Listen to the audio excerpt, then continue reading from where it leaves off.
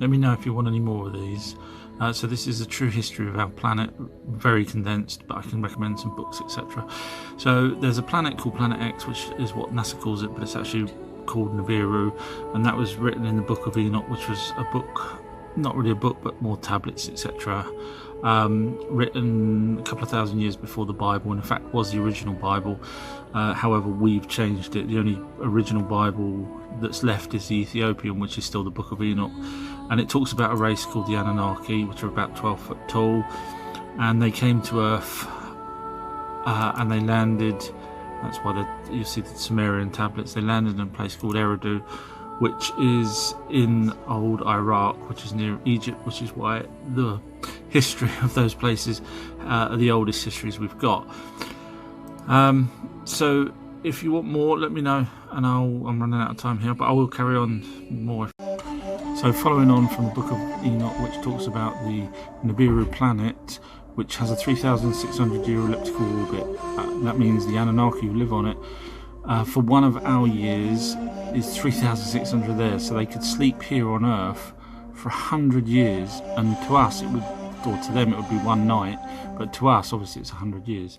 So they came here, and when they landed, the first thing they did on the first day was catalogue stuff. So the first thing they done was catalogue water, and the second day they catalogued plants, the third day insects, the fourth day, and so on. And on the seventh day, guess what they did? They rested. Yeah, funny that's now totally changed in the other Bibles, but the original Bible, which was the Book of Enoch, explains it clearly. And they came to mine gold to help their atmosphere. Yes, we think gold is valuable, but we learned it from these guys, and I'll explain how these guys are connected to us in the next video. Two of the Anunnaki that came down 450,000 years ago was Enki and Enlil. Now their stone carvings are everywhere, and ancient Sumerian, it talks about them, and these were sons of the king of Nibiru, which was Anu, and these princes are talked about, as well as everything else to do with the Anunnakis everywhere, but what they don't actually say is what race they're called. We call them Anunnaki, which means those who heaven from earth came, or other people call them princely seeds, princely sons, various descriptions, but it doesn't actually give a name for what the actual race was called, and it's not called Anunnaki. It's actually called Elohim, believe it or not. Now we think Elohim is God, but what we're really doing is, if we went to another planet ourselves and we said we're humans, they would worship humans. They would think humans is the name for God. Zachariah Sitchin covers very well why the Anunnaki needed the gold.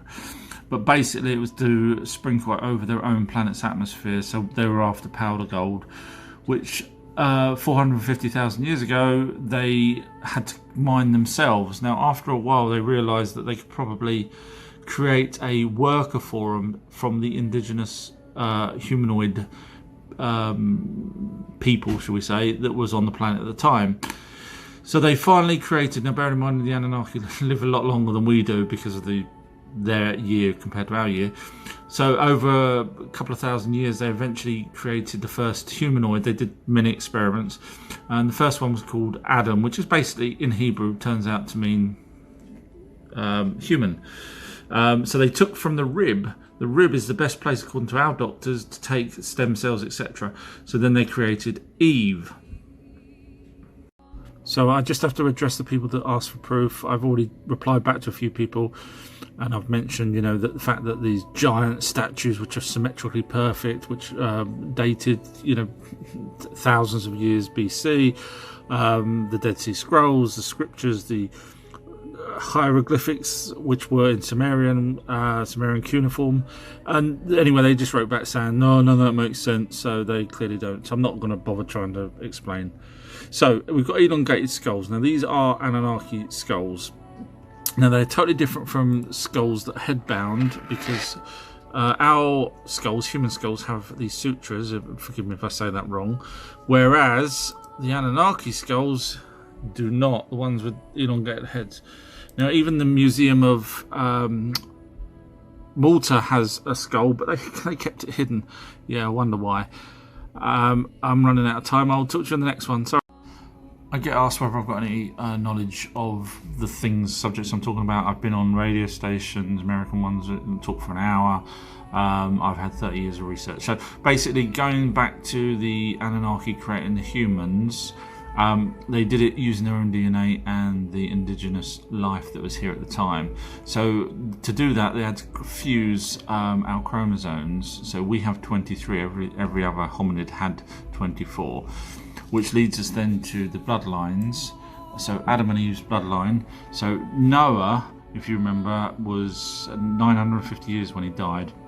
And that's because obviously we or them had part of the Anunnaki DNA who lived a lot longer than us because of their elliptical orbit. They lived for thousands and thousands and thousands of years. So 950 years for Noah is actually only about 10 days for the Anunnaki. So the long lifespan makes sense when you add that. So the Anunnaki were here 450,000 years ago. They used the humans that they created to help them mine in these ancient mine shafts. Now they didn't just stick to one place, which was Sumeria, which was the original place. They travelled all over the world looking for the gold and digging for the gold. And because of their long time spans, their names in different places, because if you just remember that if one of them slept for one night of their night, it's 100 years of our years. So to us, we would think they're immortal. And just over a couple of thousand years, a whole civilization can come and go. Rome's and Egypt and so on. Not saying they came and went, but I'm just saying that's the point, what I'm trying to say. So if you look down this side here, you'll see the names of the Anunnaki as written in various texts, and then you can actually see who they represent in different locations at different times. I just thought I'd carry on explaining why the Anunnaki are different people in different places at different times, bearing in mind their lifespan is way longer than ours. So this is Enki. He does love to be carved in walls and huge statues, and they've always got the pointy hat and a beard. So he was actually named as Poseidon and Neptune, as well as others in different locations because of his long lifespan. So if we have a look what he actually looks like in Sumerians carving of him, pointy hat, as we know, I'll explain why, and the beard. Now this was done obviously one of the first sort of carvings of him on this planet. And then you've got Neptune, which obviously came along lot later on by a different race, as we know, different location. And they've got a trident, and then you go to Poseidon, who's also got a trident and a different time period. That's because the Anunnaki lived a lot longer than us. This video is to show you that I'm not just doing the Anunnaki, I'm going through the chronological aspect of our history. So we've got other alien races that would include the Greys, the Pleiadians, etc. Crop circles, how and why they're done. No, they're not. They weren't originally done for humans to see, because you would need to have been a couple of 1,000 foot up in the air sometimes to see some of the crop circles, and they've been around a lot longer than people say they have. And then you've got Bigfoot. Now these are all connected to each other, all these things that I've written here. So Bigfoot is actually connected to aliens. I'll go into that when I get to it. Spirits is hugely connected with everything. Then you've got the Black Ops, which are the secret military complex, which do a lot of the stuff that we don't know about, like back engineer. And the pyramids will go on to about why, how they were made and what they're for. Forgive me for rushing through this. I only have a minute, so I can name some great books that really go into some great detail.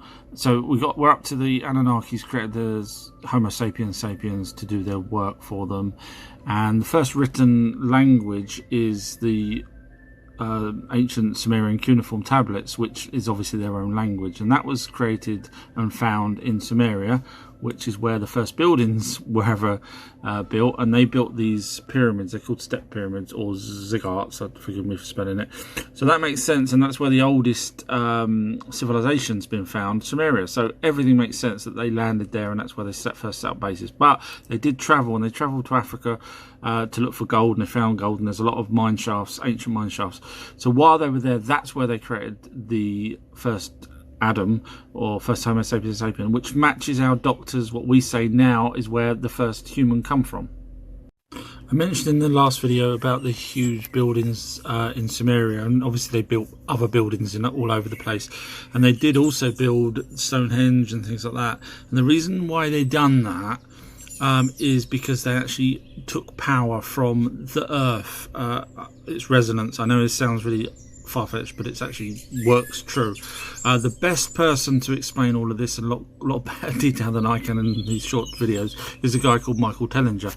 He is fantastic and explains it so clearly, how they use the earth's resonance to actually create these power grids. So basically the stone statues that and carvings all create what he calls a circuit board around the earth, which obviously we have these ley lines, which makes sense as well. And I'll cover the levitation part of this in the next video. So now we know what the stone structures around the world are for. How did they actually build the stone structures? So it all's to do with the Anunnaki holding this little device in his hand, if you can see there. I'll try and show you a clearer picture here. This is a carving. Yes, they did put heads on. I'll explain that in another video. So it's got tiny little ridges on it. Michael Tellinger will explain how the sound resonance actually works with these. He's done a fantastic job. But basically, it's to do with anti-gravity, and you know they all worship the scarab beetle, and that's because the scarab beetle actually had its wings were anti-gravity. So have a watch of this. Look at that. And that's genuine. That was a guy doing tests. So it's all to do with the sound levitation frequencies. I just thought I'd carry on with the levitation, so people seem to be very intrigued by this. So the underneath of a scarab beetle, which was worshipped way back, the underneath of the wings have got these tiny millions of these little tiny cones, and these cones are what produce the sound wave. So just like acoustic levitation here, where there's a sound wave that he's got two sound waves there, one pushing up and one pushing down. So these little polystyrene balls are held directly in between the two sound waves. But like you would with a spray gun, if you point that into a point like the cone, you can get a lot more power to it, and that's exactly what the wings do. Monks used to resonate sound with their voices to actually levitate. Just carrying on from the levitation, people really are interested in this. So there was a gentleman many years back called Victor, and I won't pronounce his surname, and he allegedly made a hoverboard using the scarab wings. Now, to move blocks, you need to have a certain type of block, and the pyramids use limestone, and limestone has quartz in it. Quartz has a resonance frequency which is ideal for it to be manipulated and moved. Now, there was a guy called Edward Lee Scullin. He was about 5 foot something, and on his own he created a place called Coral Castle in America. Now, he said that he had the secrets on how they built the pyramids. So the speculation is that he used some sort of sound devices, and some people have said that they saw him levitating these blocks into place, and these blocks were massive. So just moving on from the levitation, so the Anunnaki had spaceships above Earth which would take the gold back to their own planet. Now, some of the Anunnaki came backwards and forwards to Earth, and they were called angels. Well, we called them angels, but really that actually means messenger. So some of these messengers would come down, and they would actually have relationships with our Earth women, which are the Homo sapiens sapiens, which the Anunnaki helped create as a hybrid, which is us. Now, these angels or messengers that had relationships shouldn't have done. The Anunnaki kept their bloodline absolutely as pure as possible, but when they did, the women had babies, and the babies were classed or called as the Nephilim. Now, these were giants, and there is remnants of giants with giant skulls, but the Smithsonian Institute actually gets the giants and destroys them. They do not want us to know about these giants. Just carrying on with the skeletons or the Nephilim. So some of these children of the Homo sapiens sapiens, but also children of the fallen angels, which is the Anunnaki. And bearing in mind the Anunnaki were about 10 to 12 feet themselves, but some of these skeletons that were found are humongous size, as you can probably see here. So the Smithsonian actually had a court case in the early 1900s, and the court ordered the Smithsonian to tell them why there's no giant skeletons, even though people were giving them over to the Smithsonian Institute Museum. And they turned around and said that they don't want the narrative to be changed from what it is. In other words, what the Bible, the Bible, not the true Bible, which was the Book of Enoch, but the Bible that's been changed by people like the Smithsonian, who forced their narrative on us. You may have heard of David and Goliath. Well, Goliath was a Nephilim, a giant, and they were cannibalistic, ultra-violent. Now, these giants carried on living even after the Great Flood, and the Great Flood was done deliberately because the king of Nibiru, Anu, didn't like the fact that the bloodline, their bloodline, the true Anunnaki's bloodline, was mixed in with the Homo sapiens sapiens. So the idea was to wipe out everything on this planet. However, some of the Anunnaki didn't like the idea that their creations, which is the Homo sapiens sapiens, the hybrids, were actually going to perish. So Noah, by the time the flood version came along, Noah was around and he was warned.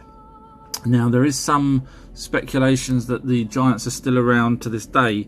In fact, army whistleblowers have said that they've actually killed a giant in one of the Afghanistan caves, not where normal people hide, but where giants hide. So I've talked about the Anunnaki being called our gods. We called them gods, as mentioned in the previous video. Now, the problem we've got is the god with the big white beard. Yes, it does actually match the Anunnaki. They did have either white or red hair. But how did they move around? So they had spaceships. Now, the spaceships looked a bit like this. This is one of the carvings. And there's various other descriptions around that sort of give hints that they used some sort of fuel as opposed to anti-gravity. The Bible, which, as mentioned before, is a retelling of the Book of Enoch, talks about great fire coming from the sky or a loud thunder sound and sort of the God arrived. So it leads me to believe that they did use some sort of propulsion as opposed to anti-gravity. So as time moved on, and after the flood, the Anunnaki, some of them allowed the humans to carry on. And in fact, they actually taught them things. And the first place to be taught laws and maths and everything else is, wait for it, the same place that they landed, which is Sumeria, or Mesopotamia, as it's called, as the larger region. So the larger region is Mesopotamia, which is right next door to Egypt, which I will cover in another video. So the Anunnaki started to teach all of our laws, and that's where we understood what a king is, what a queen is, what the laws are, which leads on to the Ten Commandments, which was given by the Anunnaki to Moses as a way of helping humans, or Homo sapiens sapiens, understand what's right and wrong. I just briefly touched on the Ten Commandments in the last video, which are supposedly put inside the Ark of the Covenant. Now, I believe the Ark of the Covenant was a power source or a weapon, or both. And the reason why I believe that is because when you read up on it, whoever was holding the Ark would absolutely annihilate the enemy, armies of enemies. And certain people could only carry the Ark of the Covenant. And these were high priests, and on reading upon it, there's some sort of device that they had on their chests which allowed them to communicate to God. So I'm thinking obviously it's some sort of radio communication of some sort.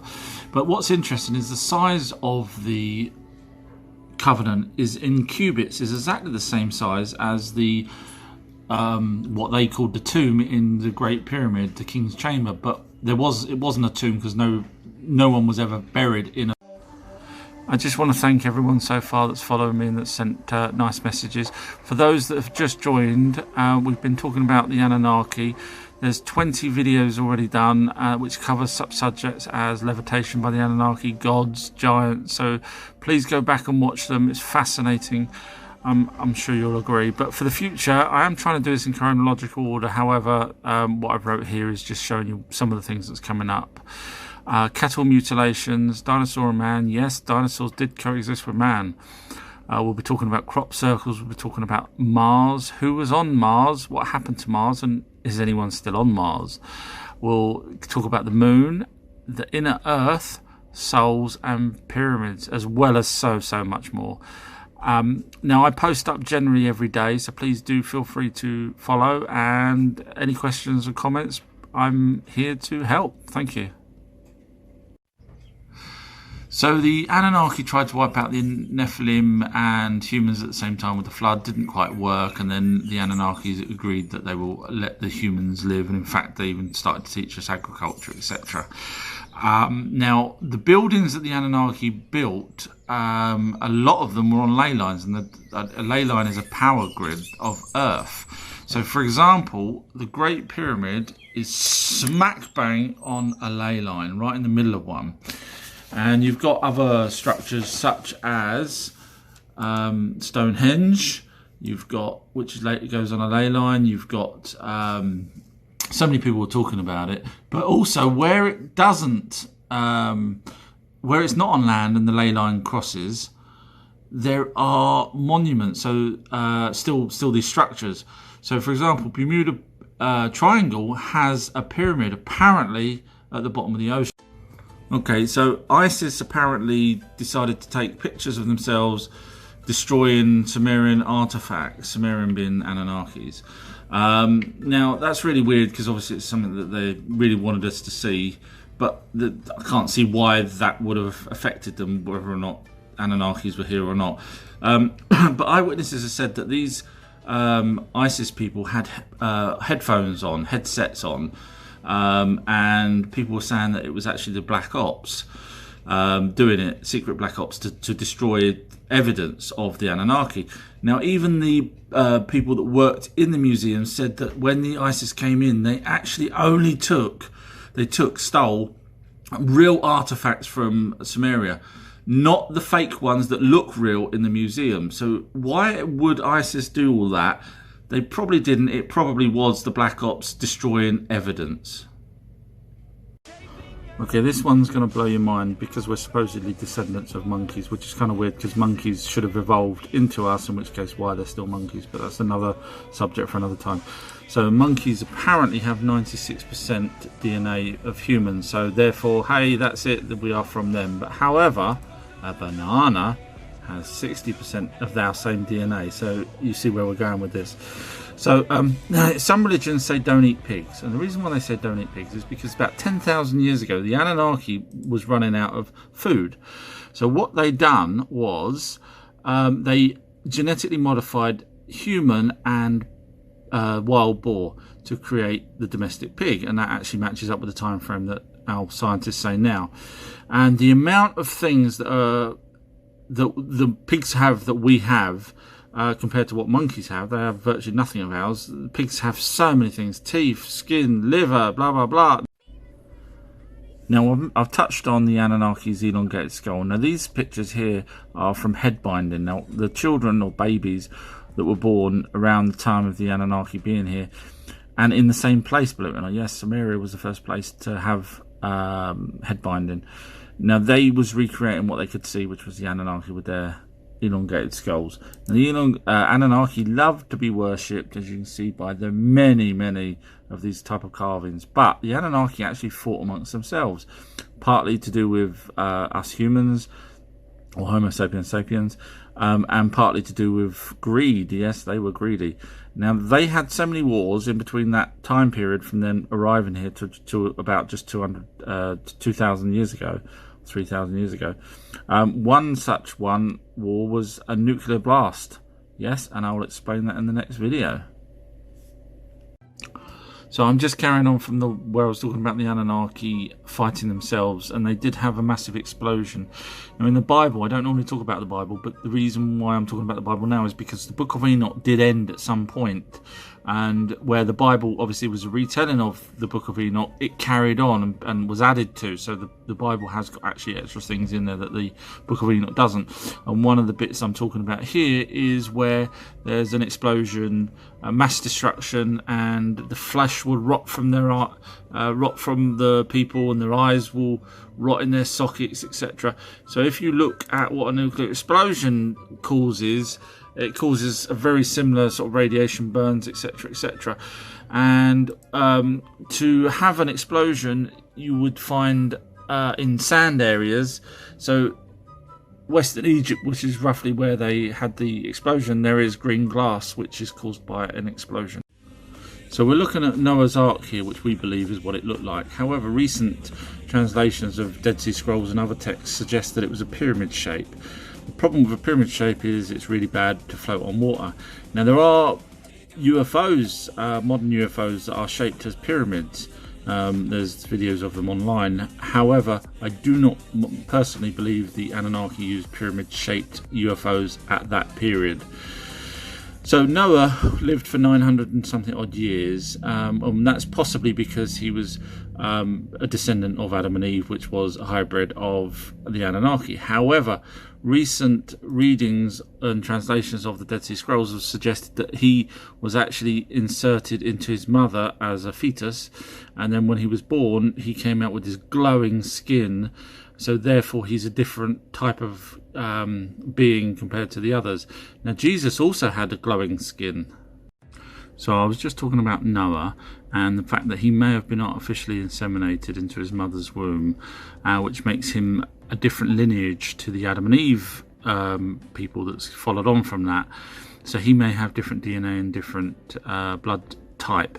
But while the Anunnaki were here creating the Homo sapiens sapiens, so was the Homo florensis, and so was Homo erectus, and so was the Neanderthal. Now, if you notice, they're all not the same as white people that's on this planet at the moment. And I believe, and don't hate me for this, this is just where my research took me, that the darker skinned people on this planet actually are native to this planet, and the white people are generally the hybrids from the Anunnaki. Now, as time went on, the white people, I believe, also interbred with the Homo florensis, Neanderthal, and Homo erectus to create the multicultural planet we have.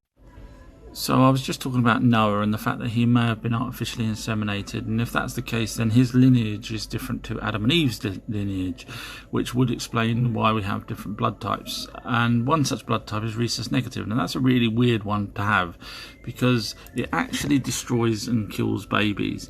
Now in nature that doesn't happen. You do not get a gamble as to whether or not a baby's going to live depending on the father. So we got to ask ourselves, why is that blood type different? And it's possible because, for example, in Genesis 1:26-28, it says, "Let us make mankind in our image," means plural. But they changed that in the Bible as to 1:27. So Noah could have been created in their image, but here it says in his own image. So the Bible's been changed to have just one God, which is a bit wrong, really. So if everything's making sense so far, and it seems logical that the Anunnaki were experimenting with DNA, don't forget we do it now. We've learned to splice DNA. So it's not impossible for us to now imagine that the myths that we all told were myths are actually real creatures that the Anunnaki were trying to combine. So you've got, for example, the Minotaur, the Centaur, the Harpy. Now that's not too hard to imagine if they were here for that long period of time. And it was only up until about 3,000 years ago that they kind of stopped creating these weird monstrosities. So what I'm trying to show is the logic between what I'm saying compared to, you know, us just having myths and people creating these statues, you know, taking weeks probably to create a statue of something they've never seen and they've just made up. Or did the Anunnaki deliberately create these hybrids? So religion is really important, and I'll cover that on the very next video. But So everyone knows who this is. Now have a look at his hat. Does it remind you of anything? Now the Vatican have actually got telescopes, 2 of them, some of the most powerful you can get, and one of them is called Lucifer. So you've got to wonder, the Vatican, do they actually know? Because they're not really looking up for God, they're looking up for something else, and they're not just doing astronomical surveys, because that could be left to scientists. So why would the Vatican have 2 of the most powerful telescopes? And that's because they actually are fully aware of what is going on. So go back to the hat there. So the next video I'll try and explain as quick as I can how I think religion started and why there's so many different types of religions now. Okay, this might get a few people upset. Please, nothing to do with me hating any religion whatsoever. This is just where I've been led down this path of research. Obviously, if you don't like what I'm saying, just walk away, please. But what I believes happened is Abraham, who was Homo sapiens sapien, who wasn't an Anunnaki, he could see what the Anunnaki were doing and how they manipulated people and how people worshipped them and did pretty much whatever they wanted, and revered them as gods. Now I believe that Abraham saw this and decided to create Judaism, which was the first one, or possibly the first religious sect out there.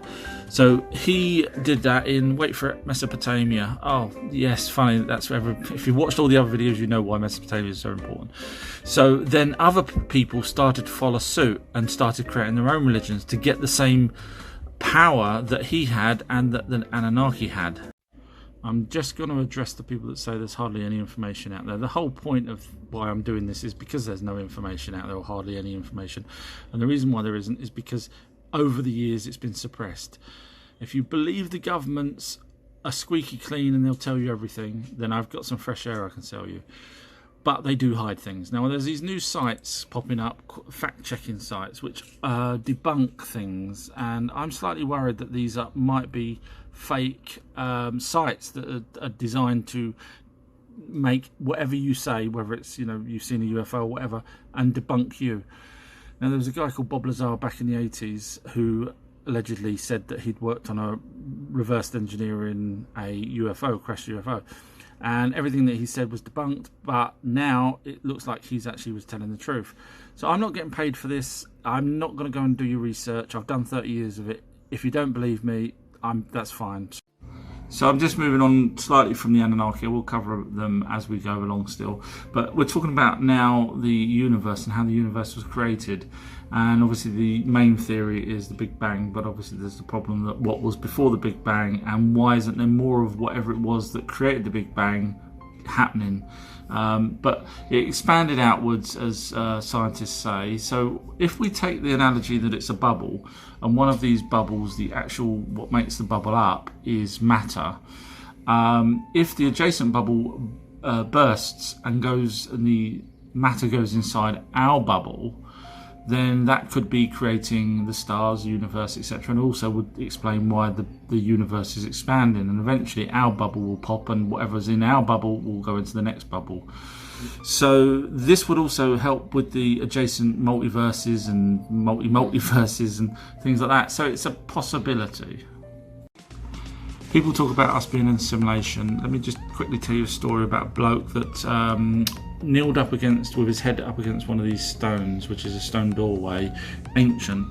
He was told by the locals to hum a certain frequency. He did that, he disappeared. His wife was standing there outside or standing back and saw him disappear. He ended up in a room where this voice telepathically spoke to him and asked him questions, etc. And it turns out in front of him was this force field that was holding in a universe. Now the universe was our universe. So they basically sort of said that they created some sort of device that was a bit similar to our Hadron Collider, where they would experiment, and unfortunately they created a universe, and now they have to keep it locked in because obviously there's people in there, which is us. He came back through, and when he came back through, time had gone and police were there. Okay, we've got to the flat earth theory now, so you're wondering where I am on this. So if we all agree that space is gravity-less. In other words, there's a plane that you can do what they call the vomit comet, where it's actually weightlessness. So if we agree that above even the dome, if it is a flat Earth, that there is weightlessness. Now, when you wring out water in space, it doesn't actually go flat. It goes into a ball, as you see there. So the next video I'm doing sort of explains possibly how Earth itself was created as a sphere, and how things stick to it, because water in space is ultra sticky, as you can see here. So watch the next video and it will make. So if we go along from the last video where I said the water turns into a sort of a round object. So Earth, we believe, has a molten core. We really only believe that because of the magnetic poles. But there's a theory out there that says actually our centre is a block of ice, and rocks would stick to that over billions of years. And now NASA's done an experiment, and that does actually happen with ice. The little rocks would attach itself to it. Now, at one point in our past, our Earth was a greater mass, but the size of the Earth wasn't any bigger than the mass itself. But if it was an ice core and the ice steamed up and overheated or heated up, it would break up continents, as we now know happened. And that would explain the size difference from then to now, and why we still have water. One of the arguments that people say that there is a real sort of God that created the universe is because everything is perfectly working. The sun is going round and we're going round and we're not bashing into anything. So they say that's divine intervention, or that's been created like that. However, if you imagine the universe starting as a big bang, now just watch what happens with these balls. They go everywhere, but eventually, a billion years later, trillion years later, they all settle. So my argument is, in the universe, everything, yes, at the beginning was bashing into each other and everything else, doesn't mean there was some divine being specifically put in Earth exactly where it is to rotate, etc. It's just over a humongous amount of time, everything just settled down to a natural order. There's a thing called Bode's law, which basically says from the sun outwards, every planet should be twice the distance from the previous planet, which means there should have been a planet between Mars and Jupiter. Now, there's probably different names for it. One such name is Tiamat. Now, if this planet was really there, it could have smashed into Earth, because some scientists, not many, but some say that Earth was smashed into and part of it broke off and created the moon with the other planet.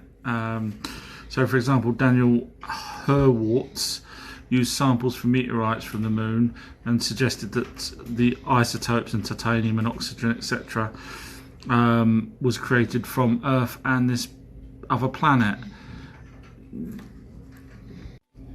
So regardless of how the planet was formed, there were still these ley lines that we've got. One such person that knew about these ley lines was Nikola Tesla, and he knew that the Earth could generate power. So he created this tower which would send electricity wirelessly, try saying that a few times, wirelessly across the land. And he actually succeeded in doing this, but his benefactor is the person that was putting in the money was a guy called JP Morgan. You may have heard of him. And he's turned around to Tesla and says, okay, fantastic, how do we monetize this? How do we get money off of the people? How do we know that they're receiving the electricity? And Tesla said, no, it should be free. And JP Morgan said, no, shouldn't be free. If there's no way to monetize it, we're pulling it down. So the free energy that people do talk about, 0-point modules, etc., are from the Earth's energy. So we're just sort of summing up that the Anunnaki arrived at Mesopotamia, which is sort of Middle East now.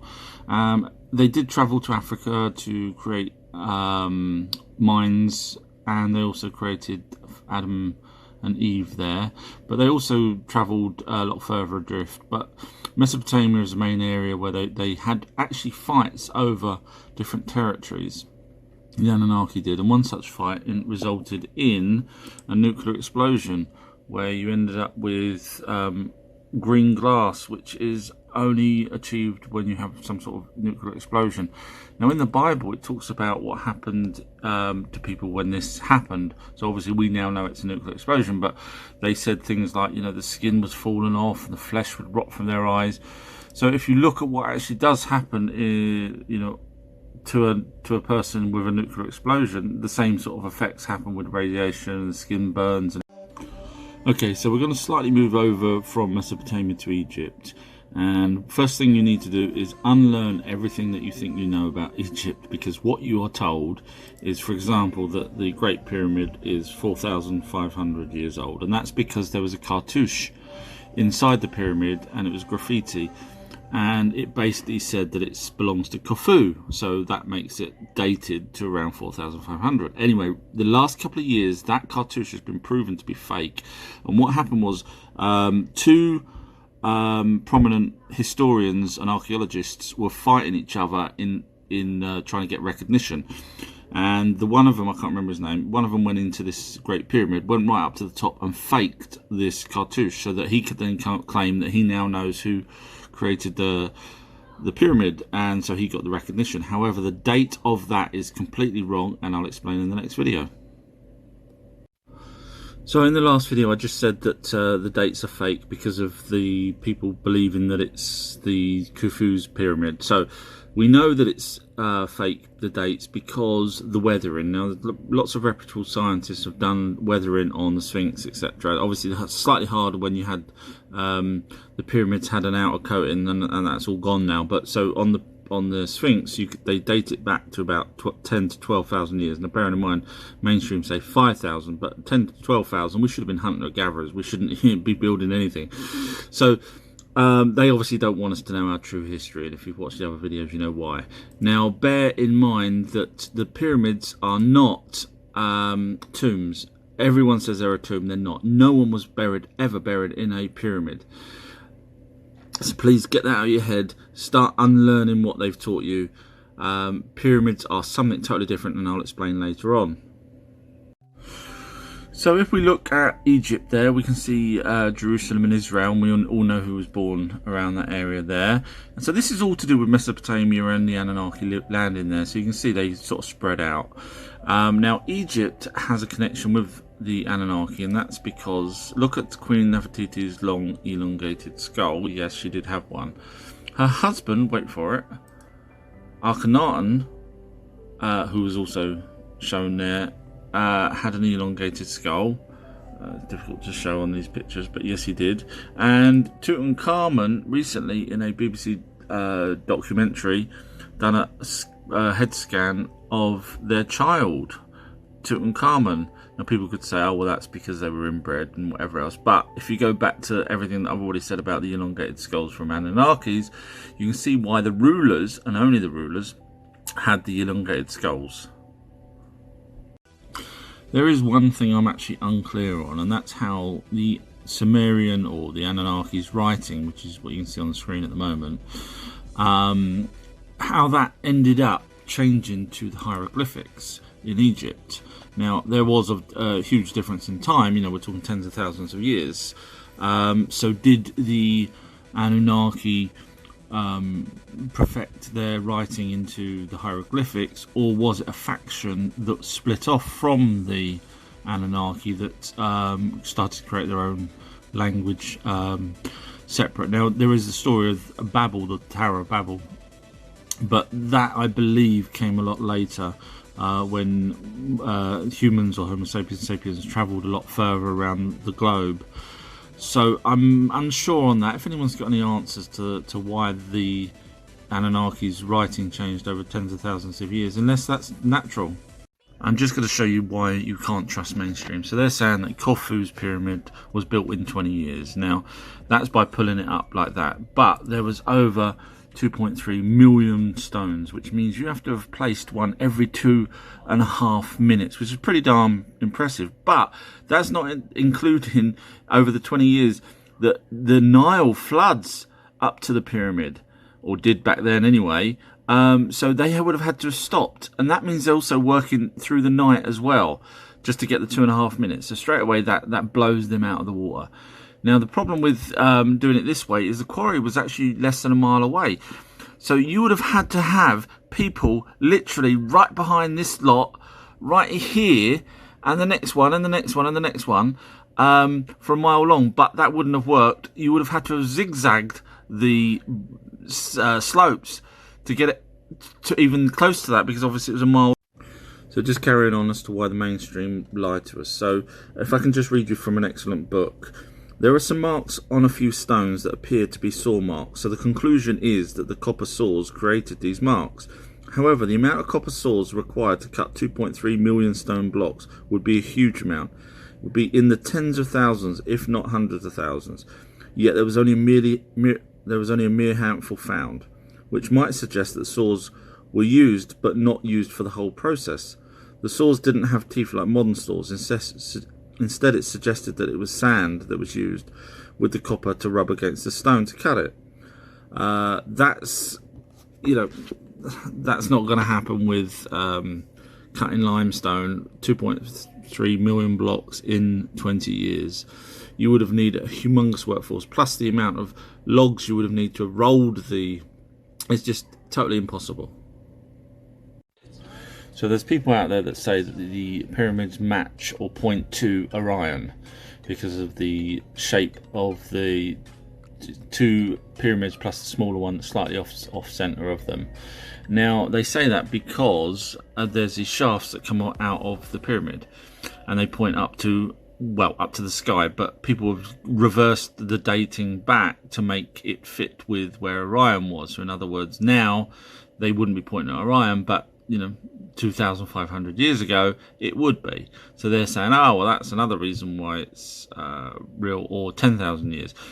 The problem with all of that is, I'm not saying that they're not anything to do with Orion, but National Geographic did a video and they put a camera that goes up there on a remote vehicle, and then they found that it doesn't actually go there, it turns and it goes up that way. So, and same with that. So that kind of negates the shaft. So we're up to what is a pyramid made for if it's not a tomb. I believe pyramids do different things, and this is a great pyramid we're looking at here. And if you remember the video I did on Tesla, which said about the free wireless power that he created, and then you think that the Great Pyramid is smack bang on a ley line, which the energy of the earth creates a power that goes upwards. The answer is, I'm just using someone's book here, is the pyramid, or the Great Pyramid, is a power plant. Now there's so much documentation out there as to why. I can't actually go into all of that within a minute, but basically it creates a power that's sent out over a vast distance, and it's picked up using these. Now obviously we're unsure exactly what the power's used for. Did they just use it for simple lights, or did they use it for huge devices that they took back with them when they